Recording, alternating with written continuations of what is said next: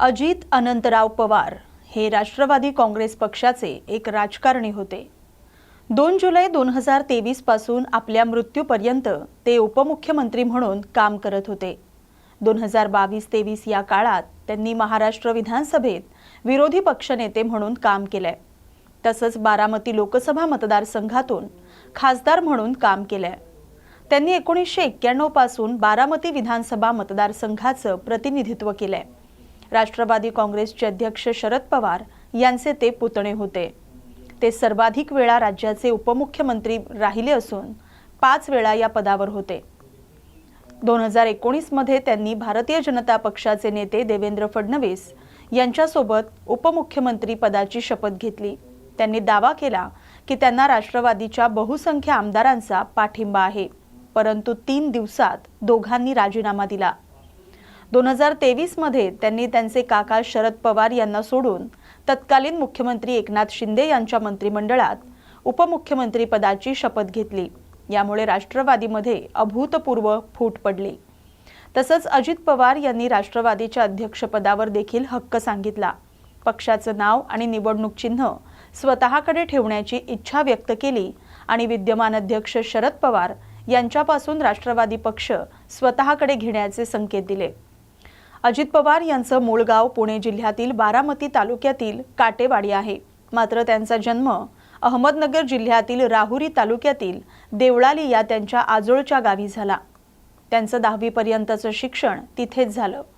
महाविद्यालयीन शिक्षणासाठी अजित पवार मुंबईत आले। शिक्षण पूर्ण करून बारामतीला आले आणि तेथील सहकारी संस्थांमधून त्यांनी सामाजिक आणि राजकीय कार्याला सुरुवात केली। अजित पवार यांनी 1982 साली राजकारणात प्रवेश केला। त्याच वर्षी सहकारी साखर कारखान्याच्या संचालक मंडळावर त्यांची निवड झाली।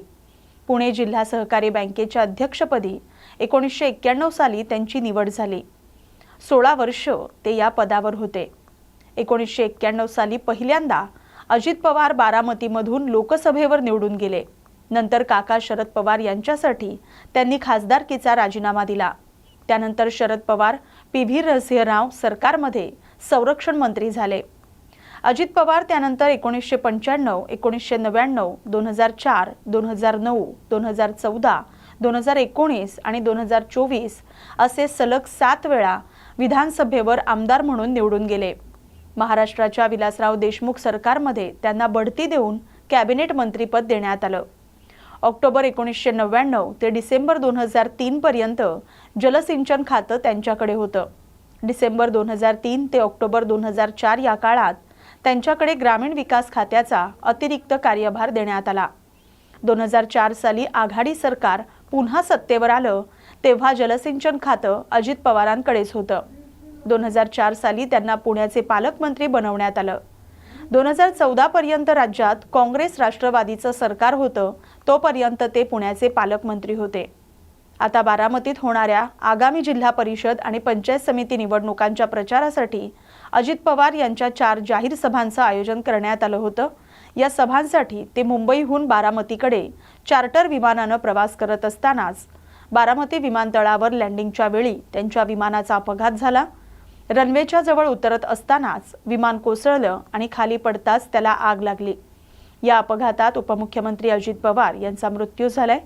त्यांच्यासह इतर 5 जणांचा देखील या अपघातात मृत्यू झालाय। त्यांच्या निधनानं राजकीय वर्तुळात शोक व्यक्त केला जातोय।